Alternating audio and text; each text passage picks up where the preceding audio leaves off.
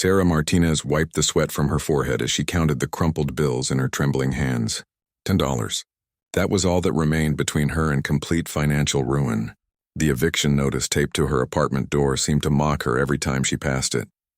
3 days. She had 3 days to come up with $800 or she would be sleeping on the streets.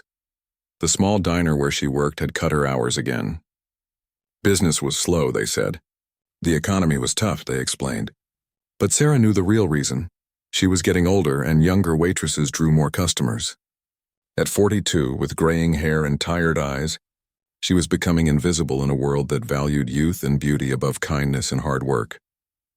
She walked slowly down the cracked sidewalk toward the grocery store, planning to buy a loaf of bread and some peanut butter. It would have to last her the next few days. The afternoon sun beat down mercilessly and she pulled her worn cardigan tighter around her shoulders despite the heat. It was the only nice piece of clothing she had left, a reminder of better times when her husband was still alive and they had dreams of opening their own restaurant. The sound of screeching tires and a loud crash shattered her thoughts. Ahead of her, a cyclist lay motionless on the asphalt, his bike twisted and broken beside him. A delivery truck had clipped him while making a turn, and the driver was already speeding away, either unaware of what had happened or choosing to ignore it. Other pedestrians walked by quickly, their eyes fixed on their phones, pretending not to see. But Sarah couldn't pretend. She rushed to the injured man's side, her heart pounding. He was young, maybe in his 20s, wearing a strange metallic suit that seemed to shimmer in the sunlight. His helmet had cracked, revealing dark hair and olive skin. Blood trickled from a cut on his forehead and his breathing was shallow. "Sir, can you hear me?" Sarah knelt beside him, her hands hovering uncertainly over his body. She had taken a first aid course years ago, but her mind was blank with panic. The man's eyes fluttered open, revealing irises that seemed to shift color from brown to gold. "Help," he whispered, his voice carrying a strange accent she couldn't place. "Please, help me." Sarah looked around desperately. The street was surprisingly empty now, as if people were actively avoiding the scene. She pulled out her ancient flip phone and dialed 911, but the call wouldn't go through. The screen flickered with static, then went dead completely. "My phone isn't working," she told the injured man. "But don't worry, I'll get you help somehow." The cyclist tried to sit up, wincing in pain. "No hospitals," he said urgently, gripping her wrist with surprising strength. "Please, they cannot find me there. Too dangerous." Sarah stared at him. His grip was warm, almost burning, and she could have sworn she felt a small electric current running through his fingers. "You need medical attention. You might have internal injuries." "I heal differently than you," he said, struggling to his feet. Sarah helped support his weight, surprised by how light he felt despite his tall frame. "I just need somewhere safe to rest, somewhere they won't look." Every rational part of Sarah's mind screamed that this was a bad idea. She didn't know this man. He could be dangerous, mentally unstable, or involved in something illegal. But as she looked into his strange, shifting eyes, she saw something that made her chest tighten with recognition. Fear, desperation, the same emotions she had been carrying for months. "I have a place," she heard herself saying. "It's not much, but it's quiet." The man's face flooded with relief. "Thank you. I can compensate you for your kindness." Sarah almost laughed. "I don't need compensation. I just need to know you're okay." As they walked slowly toward her apartment building, Sarah noticed more strange things about her companion. His metallic suit seemed to repair itself as they moved, small tears and scuffs gradually disappearing. When they passed under a broken streetlight, it suddenly flickered to life, casting an eerie glow that followed them for several steps. "What's your name?" Sarah asked as they climbed the stairs to her third-floor apartment. "You may call me Zed," he replied, pausing to catch his breath. "And you are?" Sarah Martinez. Sarah Martinez," he repeated as if testing the name. "You have shown me great kindness, Sarah Martinez. More than you know." Inside her small apartment, Sarah helped Zed to the couch and brought him a glass of water. He drank it gratefully, and she noticed that his color was already returning to normal. The cut on his forehead had stopped bleeding entirely. "You heal fast," she observed. Zed smiled, and for a moment his eyes flashed with an inner light. "My people are resilient. Your people?" "I travel far from home for my work," he said carefully. "Very far." Sarah wanted to ask more questions, but exhaustion was overwhelming her. The stress of the day, combined with weeks of poor sleep and inadequate nutrition, was taking its toll. She swayed on her feet, and Zed was immediately at her side, steadying her. "You are unwell," he said, concern evident in his voice. "Just tired?" Sarah lied. "And hungry. But I'll be fine." Zed studied her face intently, and she had the uncomfortable feeling that he could see right through her deception. His gaze moved around the sparse apartment, taking in the empty refrigerator, the pile of unpaid bills on the table, and the eviction notice she had crumpled up and thrown in the corner. "You have sacrificed much to help me," he said quietly, "when you could have kept walking. Anyone would have done the same thing." "No," Zed said with certainty. "They would not. I have observed your species for some time, Sarah Martinez. What you did today was extraordinary even by human standards." Sarah frowned. "My species?" But Zed had closed his eyes and appeared to be sleeping, or perhaps meditating. His breathing had become so quiet she could barely detect it, and his skin seemed to glow faintly in the dim light of her apartment. As night fell, Sarah lay in her bed staring at the ceiling and wondering what she had gotten herself into. Tomorrow she would have to face reality again. The bills, the eviction, the crushing weight of her circumstances. But for tonight she had done something good. She had helped someone who needed help, even when she had almost nothing left to give. She had no idea that her simple act of kindness would change not just her life, but the course of human history itself. Sarah woke to the smell of something delicious cooking in her kitchen. For a moment she lay in bed confused, thinking she was dreaming. She hadn't had a proper meal in weeks and certainly hadn't cooked anything that would smell so appetizing. Then she remembered Zed. She hurried to the kitchen and stopped in the doorway, stunned. Her mysterious guest stood at the stove, somehow managing to create what looked like a gourmet breakfast from her nearly empty cabinets. The single egg she had been saving for an emergency had been transformed into a fluffy omelet filled with herbs that definitely hadn't been in her refrigerator the night before. "Good morning, Sarah Martinez," Zed said without turning around. He looked completely healed, his strange suit now pristine and unmarked. "I hope you do not mind that I prepared food. Your body requires nutrients, and where did you get all this?" Sarah gestured at the feast spread across her small counter. Fresh fruit, what appeared to be some kind of exotic bread, and a pot of tea that smelled like nothing she had ever encountered. "I carry provisions for long journeys," Zed said simply. "Please eat." Sarah wanted to protest, but her stomach betrayed her with a loud growl. She hadn't realized how hungry she was until the aroma hit her. As she took her first bite of the omelet, her eyes widened. It was the most delicious thing she had ever tasted, and she could feel strength returning to her body with each swallow. "This is incredible," she said. "What kind of herbs are these?" "Nutrition from my homeland," Zed replied, sitting across from her with his own plate. "We have learned to maximize the beneficial properties of what we grow." As they ate in comfortable silence, Sarah studied her guest more carefully. In the morning light, she could see details she had missed the night before. His skin had an almost luminous quality, and when he moved, it was with a fluid grace that seemed unnatural. His eyes continued to shift color subtly, and she noticed that he never quite looked directly at anything electronic in the room. "Zed," she said carefully, "you're not from around here, are you?" He paused with his fork halfway to his mouth.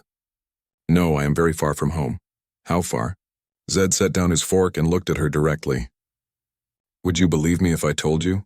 Sarah thought about the way his suit had healed itself, the electronic devices that malfunctioned around him, the impossible breakfast he had created from nothing. "Try me. I come from a star system your astronomers call Kepler 442.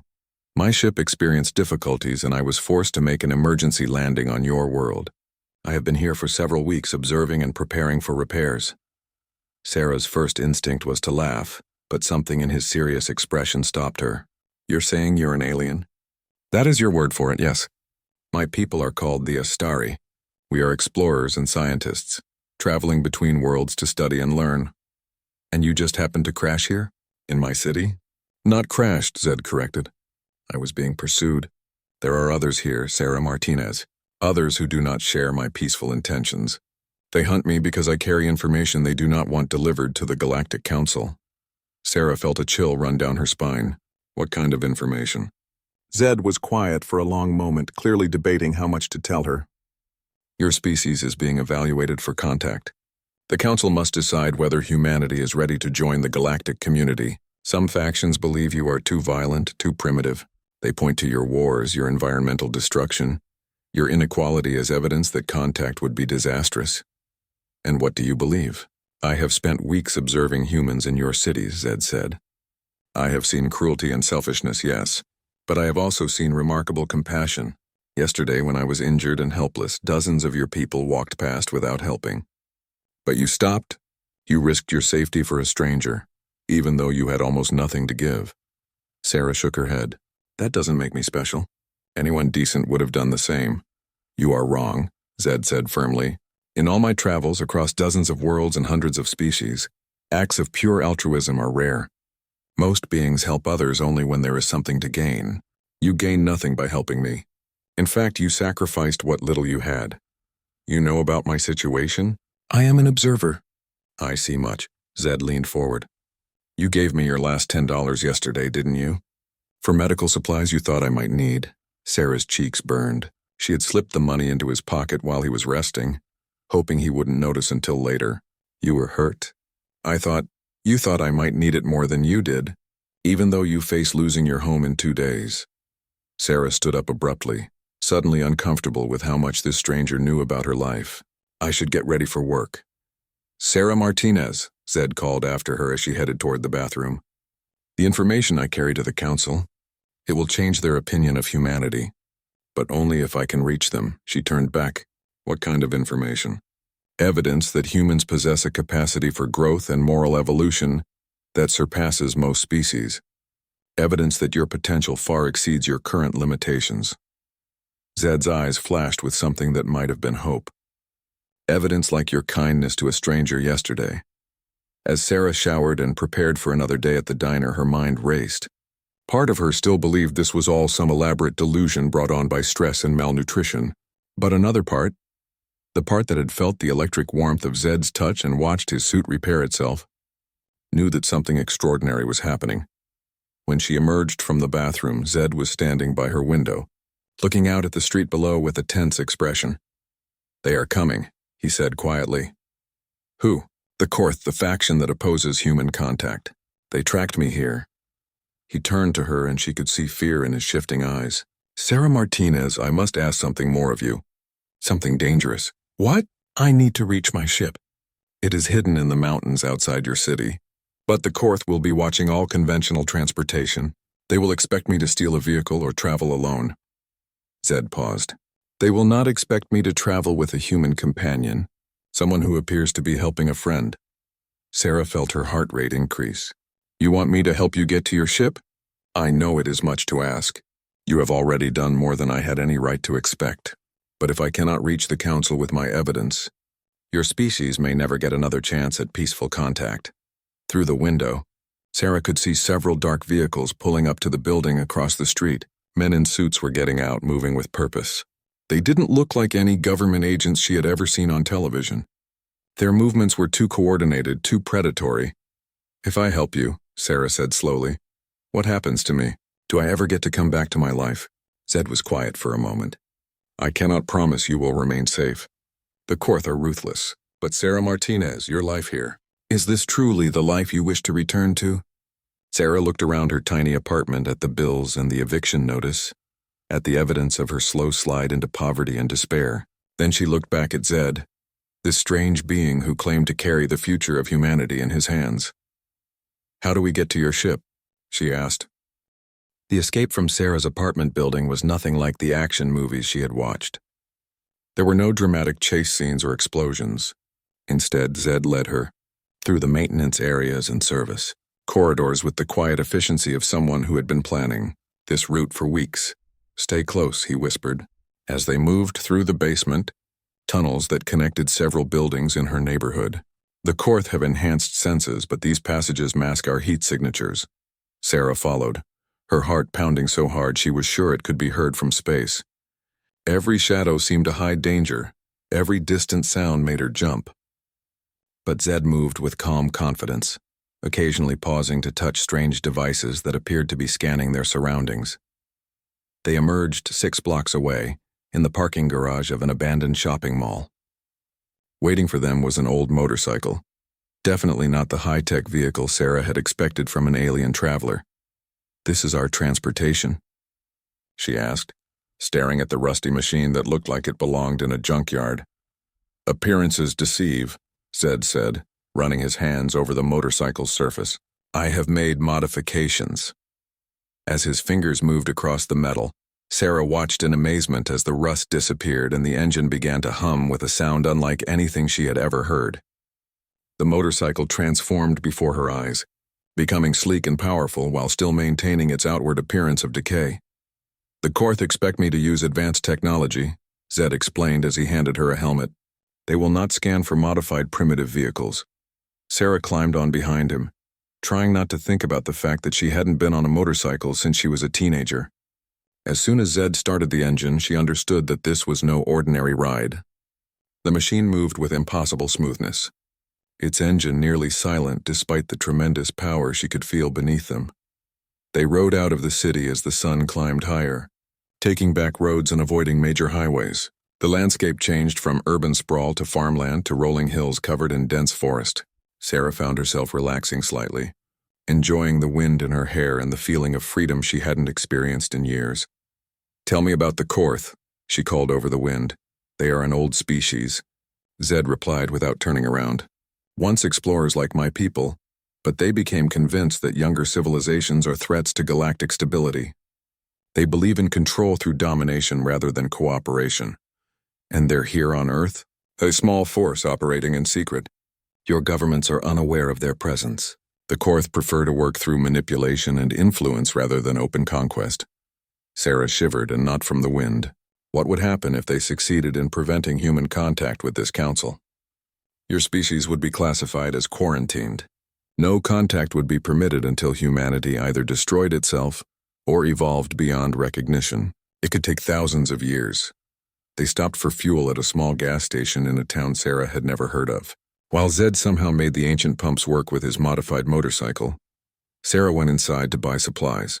The elderly man behind the counter looked at her with curiosity. "You folks headed up to the mountains?" he asked. "Weather's supposed to turn later today." "Just a day trip," Sarah replied, grabbing bottles of water and energy bars. "Well, be careful up there. We've had some strange sightings lately. Lights in the sky, that sort of thing. Probably just military exercises, but it makes folks nervous." Sarah's blood ran cold. "Strange sightings? Oh, you know how it is. Every few years someone claims they saw a UFO or some such nonsense. But there's been more reports than usual lately, and some of them folks seemed pretty shaken up about what they saw." As they got back on the road, Sarah relayed the conversation to Zed. His grip on the handlebars tightened visibly. "They are not just hunting me," he said grimly. "They are already establishing a presence here. We must reach my ship quickly." The road began to climb steeply into the mountains, winding through forests that grew thicker and more remote with each mile. Sarah noticed that they hadn't seen another vehicle for over an hour when Zed suddenly pulled off onto what appeared to be nothing more than a deer trail. "Hold tight," he warned. The modified motorcycle navigated the rough terrain with impossible grace, climbing over rocks and fallen logs that should have stopped them completely. Sarah realized that Zed's modifications went far beyond cosmetic changes. This machine was defying several laws of physics. They crested a ridge, and suddenly the forest opened into a circular clearing. In the center, partially hidden under what looked like natural rock formations, Sarah could make out the outline of something that definitely did not belong on Earth. "Your ship," she breathed. "My ship," Zed confirmed, but his voice was tense. "And we are not alone." Sarah looked around the clearing and saw them, figures in dark clothing positioned at strategic points around the perimeter. They weren't bothering to hide anymore. "The Korth," Zed said unnecessarily. "How many? 6? Maybe 7? Zed's hands moved to controls on the motorcycle that Sarah was sure hadn't been there a moment before. "Sarah Martinez, I need you to listen carefully. When I say run, you must go directly to the ship. Do not look back, do not stop for anything. The entry portal will open as you approach. What about you?" "I will delay them as long as possible." Zed, "No. We do this together or not at all." He turned to look at her, and for a moment his alien features softened with something that looked like affection. "You continue to amaze me. But this is not your fight." "Yes, it is," Sarah said firmly. "You said I was evidence of humanity's potential. Well, humans don't abandon their friends. Before Zed could argue further, the Korth made their move. They emerged from the tree line, and Sarah got her first clear look at the beings hunting them. They were humanoid but wrong somehow, too tall, too angular, with movements that seemed predatory and cold. Their weapons were unlike anything she had ever seen, crackling with energy that made the air itself seem to vibrate. "Now," Zed shouted. He gunned the motorcycle directly toward the nearest group of Korth while Sarah ran for the ship. Behind her, she could hear sounds of battle, energy weapons firing, the strange hum of Zed's modified machine, and something that might have been alien voices raised in anger. The ship's portal opened as she approached, just as Zed had promised. Sarah dove through the entrance and found herself in a corridor that seemed to extend far beyond what the external dimensions of the craft should have allowed. Everything was curved and organic-looking, as if the ship had been grown rather than built. "Zed," she called, turning back toward the entrance. Through the portal, she could see him fighting a running battle with the Korth agents. His motorcycle moved like a living thing, dodging energy blasts while he returned fire with weapons that appeared to emerge from the vehicle itself. But he was outnumbered, and Sarah could see that he was being driven away from the ship. Without thinking, Sarah began pushing buttons and touching panels on what appeared to be a control console near the entrance. To her surprise, the ship responded to her touch, lights activating and systems humming to life. "Please," she whispered to the alien technology. "Help him." The ship's weapon systems activated. The ship's response to Sarah's desperate plea was immediate and overwhelming. Beams of coherent light erupted from hidden emplacements, striking the Korth positions with surgical precision. The aliens scattered, their formation broken by the unexpected assault from what they had assumed was a disabled vessel. Sarah watched through the portal as Zed took advantage of the confusion to race back toward the ship. But the Korth were regrouping quickly, and their return fire was intense enough to shake the ground beneath the spacecraft. "Come on," Sarah urged, her hands still pressed against the alien controls. Somehow she could sense the ship's systems responding to her emotional state, weapons tracking the threats that surrounded Zed. It was as if the vessel was reading her intentions and translating them into action. Zed burst through the portal just as a concentrated barrage of energy weapons struck the ship's exterior. The impact sent Sarah tumbling across the curved floor, but the spacecraft's shields held firm. The portal sealed instantly, cutting off the sounds of battle outside. "Impossible," Zed gasped, staring at Sarah as she picked herself up from the floor. "The ship responded to you. That should not be possible." "I asked it to help," Sarah said, feeling slightly foolish, and it listened. Zed moved to the main control console, his hands dancing over surfaces that glowed and shifted under his touch. "We must leave immediately. The Korth will call for reinforcements. Will your ship fly? I thought you said it was damaged." "The damage was to the navigation systems, not the propulsion. I can pilot manually, but reaching the council will require precise calculations that I cannot make without proper instruments." The ship lifted off with barely a tremor, rising smoothly above the forest canopy. Through the transparent walls that appeared around them, Sarah could see the Korth agents below, their weapons aimed uselessly at the departing craft. "How long until reinforcements arrive?" Sarah asked. "Hours, perhaps less. The Korth have ships hidden throughout your solar system."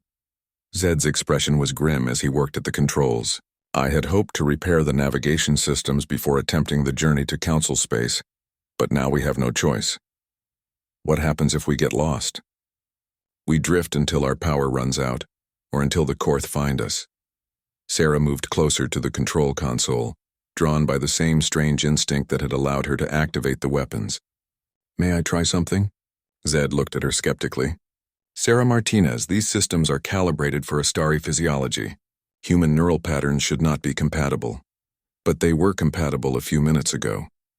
Before Zed could stop her, Sarah placed her hands on what appeared to be the navigation interface. The moment her skin made contact, the console erupted in cascades of light and information. Star charts appeared in three-dimensional holographic displays around them, showing their current position and thousands of possible destinations. "Remarkable," Zed whispered.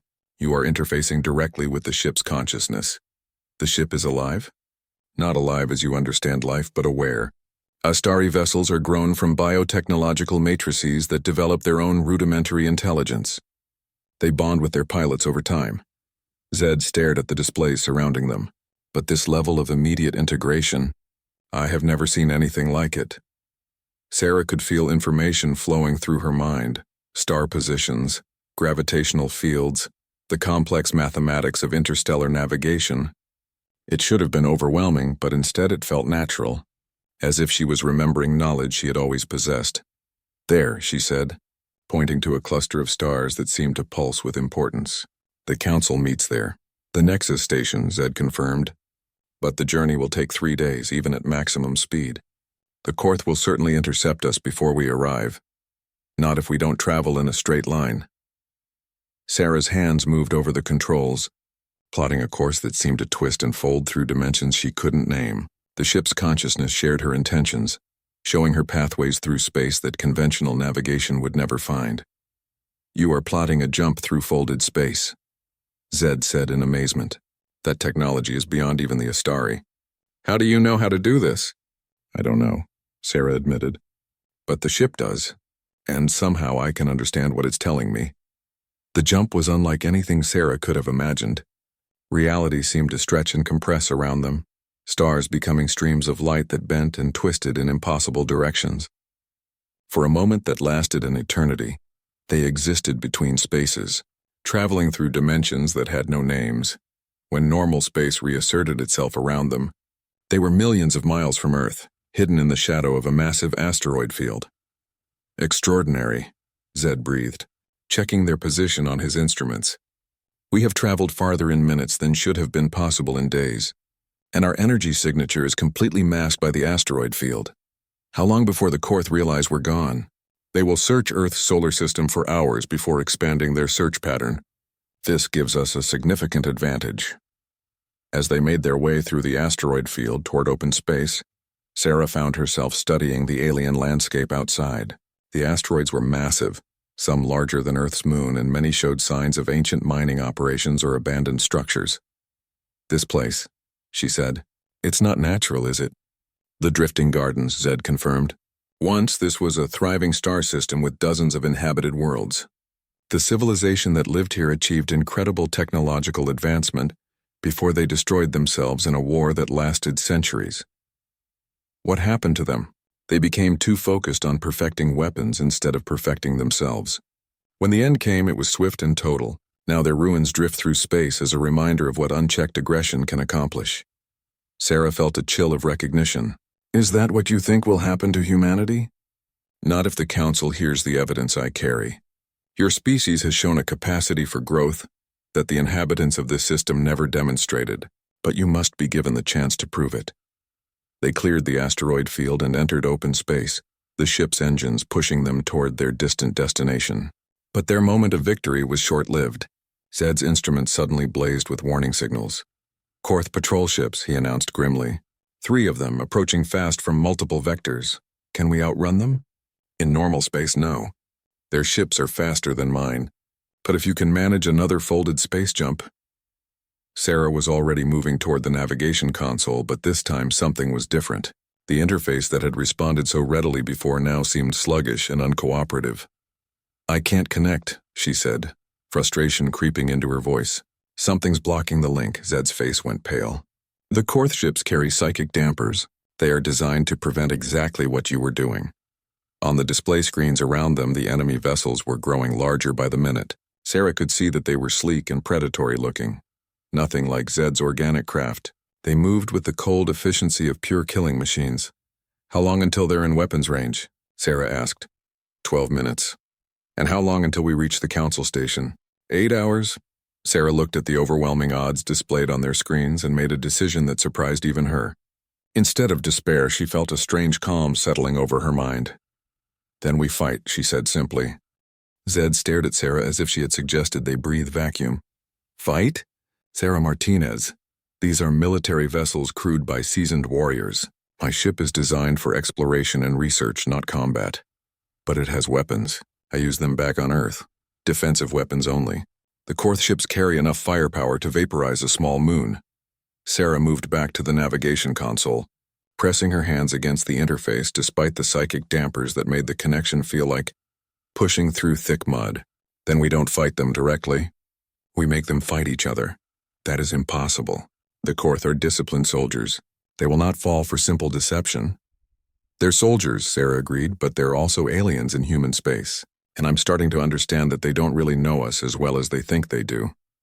Through sheer force of will, Sarah managed to establish a weak connection with the ship's systems.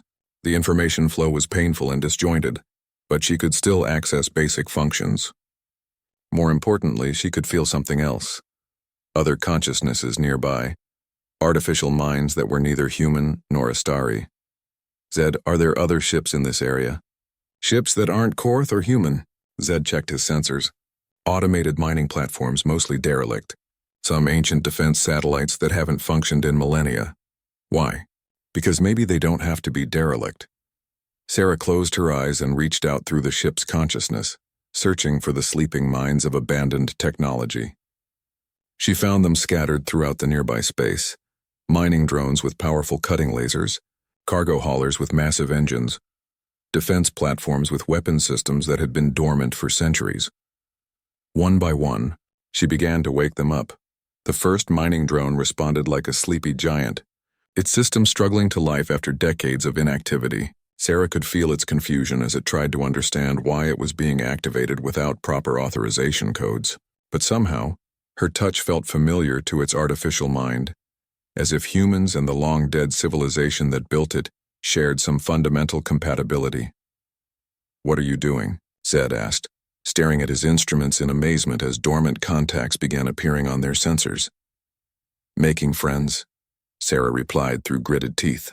The psychic dampers were making the connections increasingly difficult to maintain, but she persisted. "How much time before the Korth arrive?" 7 minutes. "Good, that's enough time." The Korth ships entered weapons range just as Sarah finished establishing links with over 30 pieces of abandoned technology. Most were small mining drones or maintenance platforms, but several were substantial vessels with significant defensive capabilities. The lead Korth ship fired immediately, a beam of concentrated energy that should have reduced Zed's craft to vapor. Instead, it struck the hull of an ancient cargo hauler that had drifted into position just moments before. The massive ship absorbed the blast without apparent damage, its shields blazing to life for the first time in centuries. "Impossible," came a transmission from the Korth commander, his voice cold and mechanical through the universal translator. "These vessels should be non-functional." "Maybe you should have done your homework," Sarah replied, somehow managing to patch her voice through to the Korth ships. "You're not the only ones with advanced technology." The mining drones moved next, their cutting lasers designed to slice through asteroid rock, proving equally effective against Korth hull armor. The enemy ships found themselves surrounded by opponents they hadn't expected and couldn't properly track. "This is not possible," the Korth commander transmitted again. "These machines have been dormant for centuries. No one has the authorization codes to activate them." "Authorization codes?" Sarah laughed, feeling giddy despite the danger. "I don't need codes," I asked nicely. The battle that followed was unlike anything in recorded galactic history. Ancient mining equipment danced through space with impossible grace, their movements coordinated by a human mind that somehow spoke their mechanical language. Cargo haulers used their massive bulk as shields while maintenance drones swarmed the Korth ships like angry insects. But the Korth were not helpless. Their weapons were sophisticated and deadly, and they adapted quickly to the unexpected threat. One by one, Sarah felt her mechanical allies being destroyed, their consciousnesses winking out like candles in a hurricane. "We cannot maintain this for long," Zed warned. "The Korth are systematically eliminating our support." Sarah could feel the truth of his words. The psychic dampers were getting stronger as the enemy ships closed distance, making it harder to maintain connections with the remaining drones.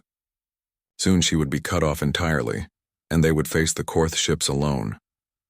"Then we need to end this quickly," she said. Through the ship's sensors, Sarah studied the Korth formation. They were maintaining strict military discipline, but she had noticed something about their movement patterns. They were avoiding certain areas of space, regions that appeared empty on sensors, but somehow felt dangerous to their alien minds. "Zed, what's in grid coordinates 77 Alpha?" "Nothing. Empty space. But the Korth ships won't go near it." Zed rechecked his instruments. "You are correct. They are maintaining a minimum distance of 50,000 kilometers from that region. There's something there they're afraid of, something they can detect but we can't. Sarah reached out with the ship's consciousness, probing the apparently empty region with senses that went beyond conventional detection. At first she felt nothing. Then slowly she became aware of something vast and ancient sleeping in the darkness. "Zed," she whispered, "I think I found the system's guardian." Guardian? Every advanced civilization builds defenses for their home system. Weapons designed to activate if the system is ever threatened by outside forces. But this civilization destroyed itself millennia ago. Maybe, or maybe they just went to sleep, waiting for someone to wake them up. Sarah gathered all her remaining strength and reached out to the sleeping giant. The contact was overwhelming. A mind so vast and ancient that it made the ship consciousnesses feel like insects in comparison. For a moment she thought it would reject her entirely. Then, impossibly, it recognized something in her touch. Not human exactly, but something familiar. The spark of intelligence that had once driven its creators. The curiosity and determination that had built an entire civilization among the stars. The Guardian awoke. Space itself seemed to ripple as the massive construct revealed itself. It was kilometers long, a fusion of technology and artistry that defied easy description. Weapons that could crack planets turned toward the Korth ships, with the deliberate precision of a surgeon's scalpel. Unauthorized military activity detected in protected space, the Guardian announced in a voice that echoed across multiple dimensions. Withdraw immediately or face the consequences. The Korth commander's response was immediate and predictable. We are conducting lawful operations under galactic jurisdiction codes. You have no authority here. This system recognizes no external authority. You have 10 seconds to comply. The Korth ships opened fire on the Guardian, their combined weapons striking its hull with enough force to vaporize a city. The ancient construct absorbed the barrage without visible effect, then responded with a single pulse of energy that disabled all 3 enemy vessels simultaneously. Ships neutralized but not destroyed. The Guardian reported, "Crews will be collected for deportation to neutral space." As Sarah watched the helpless Korth vessels being tractored toward collection bays that appeared in the Guardian's hull, she felt a mixture of triumph and exhaustion. The connection with so many alien minds had drained her in ways she was only beginning to understand. "We did it," she said weakly. "No," Zed replied, his voice filled with awe. "You did it. You awakened technologies that should have been beyond any being's ability to control.